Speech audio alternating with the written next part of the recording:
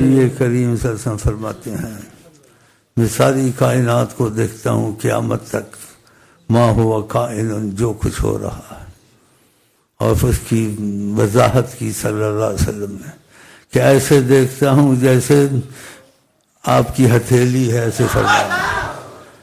تو نبی کریم کی بات میں شک کرنا چاہیے۔ باقی مفہوم جو مولویوں کے ہیں اولیاء کے ہیں اس میں انسان نہ گھسے، جہاں تک نبی کریم کے الفاظ ہیں وہاں تک مانے۔ مفہوم ہر کوئی بیان کرتا ہے جتنا اس کا علم ہے، جتنی اس کی سمجھ ہے۔ تو یہ نہ بول میں کٹر بریلوی ہوں تو کٹر دیوبندی ہوں تو پتہ نہیں فلانا ہوں ڈھماکہ ہوں۔ یہ کٹر کہاں سے نکالا ہے؟ قرآن میں کیا شیعہ بنو، بریلوی بنو، سنی بنو، نقشبندی بنو، قادری بنو، اطیعوا اللہ و اطیعوا الرسول، اللہ رسول کی باتیں مانو۔ اور یہ جو علماء ہیں یہ اختلاف کی باتیں کرتے ہیں، کیوں اختلاف آتا ہے؟ علم سمندر ہے۔ تو جہاں اختلاف آئے، سیدنا محمد صلی اللہ علیہ وسلم نے کیا فرمایا ہے؟ ہر چیز کھول کے گئے، دع ما یریبک الی ما لا یریبک، جو چیز تجھ کو شش و پن شک میں ڈالے اس میں مت پڑھ۔ پھر اختلاف میں پڑھنا چاہیے، جو نبی کریم کی زبان سے نکلے اس کو مان لو۔ آگے جو وضاحت کرتے ہیں اس وضاحت میں وہ اپنی عقل اور علم سے کرتے ہیں۔ سب کا علم ایک ہوتا ہے؟ سب علم میں برابر ہوتے ہیں؟ قرآن نے کہا نہیں ہوتے ہیں۔ وَكُلَّ فَوْقٍ ذِي عِلْمٍ عَلِيمٍ، ہر ایک علم والے سے ایک علم بڑھ کے ہوتا ہے۔ پھر کیسے اتفاق ہوگا؟ پھر اتفاق کسی میں ہوگا جو نبی کریم کریں وہ بات ہم مان لیں، آگے اس کی وضاحت میں اگر اختلاف نہیں ہے وہ سب مان لیں گے، اور وضاحت میں اختلاف ہے تو ادھر واللہ عالم بالصواب۔ تو کبھی ہمارا آپ کا جھگڑا ہوگا، کسی کا ہوگا؟ نہیں ہوگا۔ اس جھگڑے سے آپس میں نا اتفاقی پیدا ہوتی ہے، اختلاف پیدا ہوتا ہے۔ اور آقا جی کہتے من شک علی امتی اللہم فشکک علیہ، جو میری امت پہ مشقت ڈالے خدا اس پہ مشقت ڈالے۔ تو بعض علماء ہر وقت اختلاف کی باتیں چھیڑنا، اختلاف کے لوگ کھینچ کے لے جانا ان کو، تو ان پر خدا کی مار پڑتی ہے، نہ ان کی دعائیں قبول ہوتی ہیں، نہ لوگوں کو عقیدہ ہوتا ہے، نہ ان میں جاذبیت ہوتی ہے، کہ نبی صلی اللہ علیہ وسلم کی چھوڑ کر لوگوں کو اختلاف میں ڈالتے ہیں۔ اور اختلاف سے خدا نے منع کیا، وَإِن تَنَازَعْتُمْ فِي شَيْءٍ فَرُدُّوهُ إِلَى اللَّهِ وَالرَّسُولِ، اگر تمہارا کسی شے میں اختلاف ہو جائے تو اللہ رسول کے حوالے کرو، اس اختلاف کو مت چھیڑو۔ پھر قرآن کو ماننا چاہیے، چھوڑنا چاہیے؟ ہاں، تو نہیں گھسے اختلاف میں، یہ تو قرآن کی آیت ہے۔ اور نبی کریم نے کہا تم میں سے قوم میں پہلی قومیں ہلاک ہوئیں اختلاف کی وجہ سے، کثرت السؤال وقیل و قال، یہ اکثر عالموں کی عادت ہے، ہر وقت سوالات کرنے، ہر وقت سوالات میں گھسنا، اسی لیے ہلاک ہوتے ہیں۔ تم کو حکومت کے خلاف کیا پڑا ہے؟ تم دیکھو نبی کریم نے تم کو کیا کہا ہے، وَأُولِي الْأَمْرِ مِنْكُمْ، تم پہ جو حاکم ہوں ان کی اطاعت کرو، اور اطاعت کر صحیح ہو غلط ہو تم نے بغاوت نہیں کرنی ہے، یہ بھی نبی کریم نے کہا ہے۔ اور تم میں کوئی فاجر فاسق ہو، صلو خلف کل بر فاجر و فاسق، فاسق فاجروں کچھ اختلاف نہ کرو، نماز پڑھ لیا کرو، نماز تو خدا کی ہے نا۔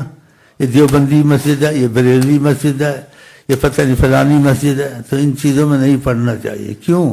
منع کیا ہے قرآن نے، منع کیا ہے نبی کریم نے۔ جہاں تک آقا جی نے کہا ہے وہاں تک آپ رک جائیں، اور جہاں سے علماء بات کرتے ہیں سب کا اتفاق ہے تو اس کو مان لیں، اتفاق نہیں ہے علماء کا اولیاء کا اس بات کو چھوڑ دیں۔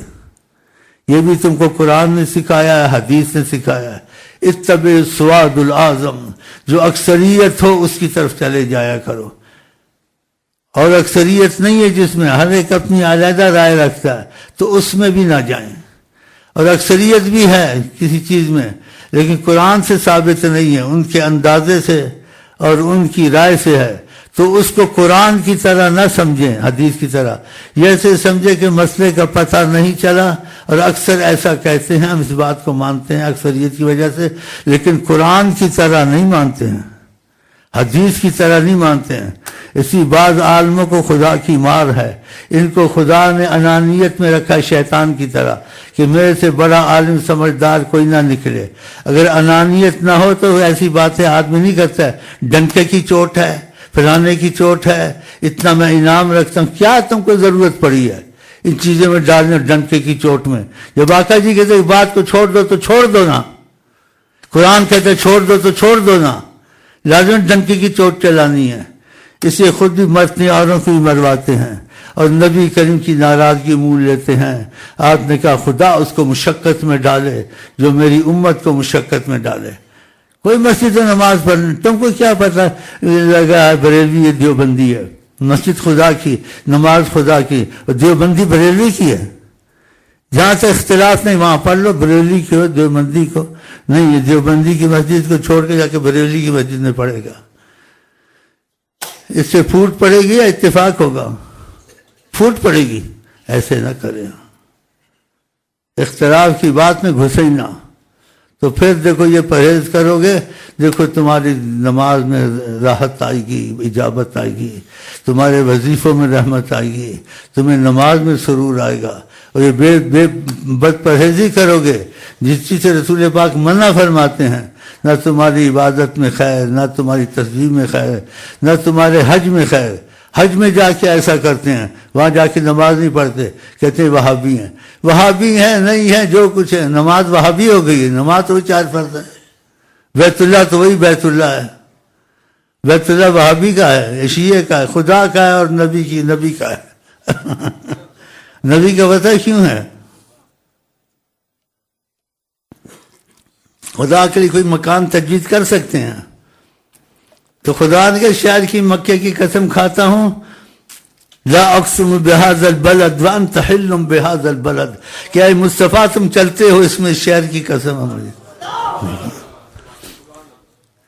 مکہ بھی خدا کا، مدینہ بھی خدا کا، مکہ بھی رسول اللہ کا، مدینہ بھی رسول اللہ کا، کہ وہ خدا کی طرف سے آئے بتانے کے لیے۔ اور جس کی چیز کی سمجھ نہ آئے اس میں گھس کے آدمی ہلاک ہوگا یا بچے گا؟ جس میں سمجھ نہ آئے تو قرآن حدیث نے سکھایا اس میں مت پڑھو، دع ما یریبک الی ما لا یریبک، اس چیز کو چھوڑ دو جو سمجھ میں نہ آئے، شک میں ڈالے، اس میں چلو شک میں نہ۔ تم کو آقا جی کی بات کا پتہ چل گیا، آقا جی ایسا کہتے ہیں، قرآن سے پتہ چل گیا قرآن میں ایسا ہے، ادھر تک مان لو۔ آگے جو اس کی وضاحت کرتے ہیں، اس وضاحت میں ہر کوئی کہتے ہیں میں اس کا مطلب یہ ہوگا یہ ہوگا، اب یہ ہوگا وہ ہوگا یہ ہوگا، تم کہہ دو اللہ جانے نبی جانے، پڑھو ہی مت۔ پھر تم کو کیا مصیبت پڑے گی؟ کوئی مصیبت نہیں پڑے گی۔ مصیبت اسی کو پڑے گی جو امت کو توڑتا ہے، ان میں اختلاف پیدا کرتا ہے، ان کو مشقت میں ڈالتا ہے۔ اس کو استغفر اللہ، یہ بد دعا رسول اللہ کی بھی اس کو لگتی ہے کہ اللہ اس کو مشقت میں ڈالے جو میری امت کو مشقت میں ڈالے۔ تو مشقت میں نہیں ڈالنا چاہیے، اختلاف کی باتوں سے دور رکھنا چاہیے۔ انشاءاللہ ہم سب آقا کے غلام۔ ہاں بھائی سنائے کچھ۔